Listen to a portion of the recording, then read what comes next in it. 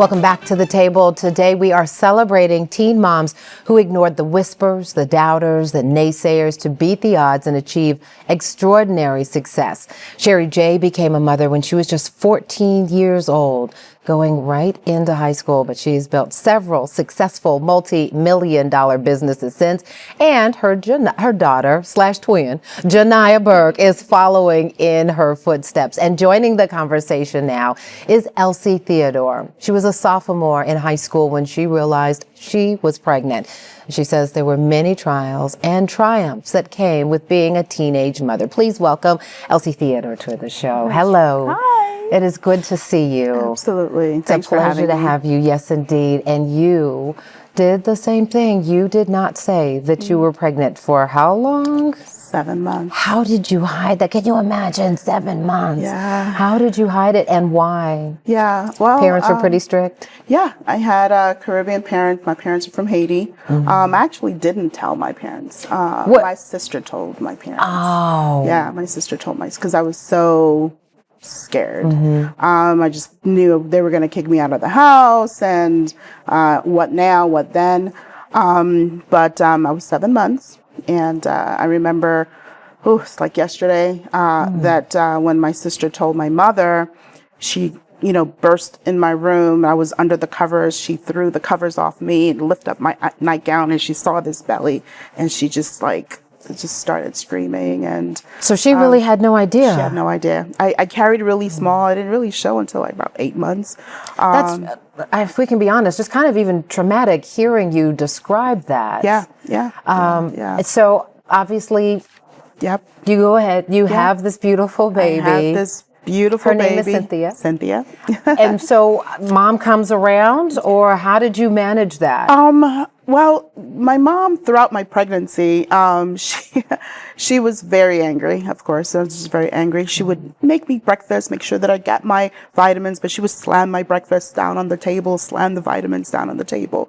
But when I gave birth to my daughter, she just absolutely loved her. Of course. There's something about the baby face coming through. Yeah, just kind of took from over. From the womb to the world. Literally took over. Takes down the emotions. Takes down the anger. Even to the point where she, in the middle of the night, she would already have her bottle warmed up and, and she would cry and she'd be right there. And I'm like just getting up and I'm like, oh yeah, because I'm 16, right? So, but yeah, it was a rough road. My father was very, very disappointed. I was very, very close to my father. He was very, very disappointed in me. I remember him crying. Oh, wow. And that was very hard because he was like, you're the smart one. You're so smart. And let's talk about that for just a moment, right? Because that's the same pressure that you felt, but it doesn't change. It doesn't not make you the smart one anymore because you've gotten pregnant, right? You're the smart one who's now going to have to work a little harder. Yeah. Which speaks to the fact that you also, Elsie, you graduated from high school. Our viewers have seen the photos of you with your cap, your gown, and your baby on your hip. Yep. I graduated from a high school in New York, and they actually wanted me out of the school. They were trying to kick me out, but I petitioned all the way to the Department of Board of Ed for me to stay in the school, and I had an amazing teacher, Mr. Jack Cohen, who rallied behind me, and I was able to stay in the school. He actually got me a job at the United Nations when everybody was working Burger King and McDonald's jobs. I was at the United Nations making $10 an hour.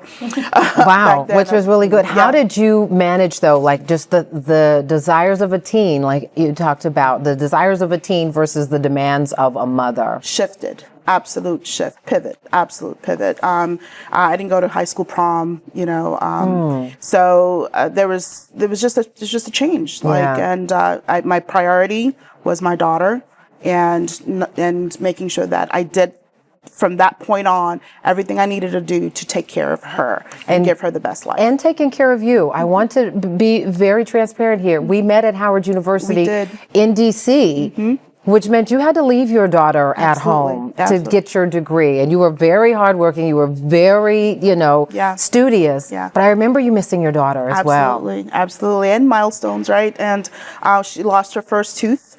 And my mom was calling and she was like, she lost her first tooth. I put a quarter under her pillow. And she's like, yay, excited. And I'm like, dying inside because I missed it. Yeah. So, But yeah. what was it like, though, for her, just in these last few seconds that we have, for her to be able to be there when you graduated from Howard, from college? My mom? Yeah. Oh, yeah. My God, the stories. But yeah, my mom was absolutely. Nobody was slamming anything at that point. No. She was absolutely proud of me. And she did take a potted plant from the podium, just to let you know, from the campus, Right. the graduation. Understood. But yeah. You didn't have to throw your mom on stuff like that. And now you, like this family here, you and your daughter own a business, a couple of businesses. Financial services business. We have 2 agencies. So yeah. I've got to ask you real quick. Did you do the whole same thing that Sherri did? Don't get pregnant, don't get pregnant, don't get pregnant. Did you, were you on your daughter as a teenager? Well, yeah, a bit, yeah. More so than the other moms? Yeah, I started talking to her very early about it, very, very early. But my daughter, when I was pregnant with her at 16, she graduated from high school at 16 and went to college. I have to imagine this is a story you can absolutely relate to.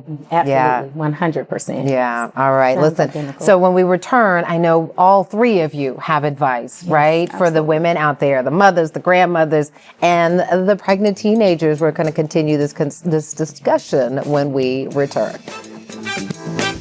Hey there, Portia here. Listen, that was a good conversation, wasn't it? Want to see the rest of it? Just go to portiashow.com, scroll down until you see that particular episode. But listen, before you scroll on out of here, I need you to do me a favor, please. Like, comment, let us know what you thought of that episode, and subscribe. And if you already are a subscriber, we sure appreciate you. In the meantime, we'll be sure to see you on the next episode of Portia, and you can catch us weeknights on Fox Soul as well. Tell your friends. Tell them to like, comment, and subscribe. See you next time.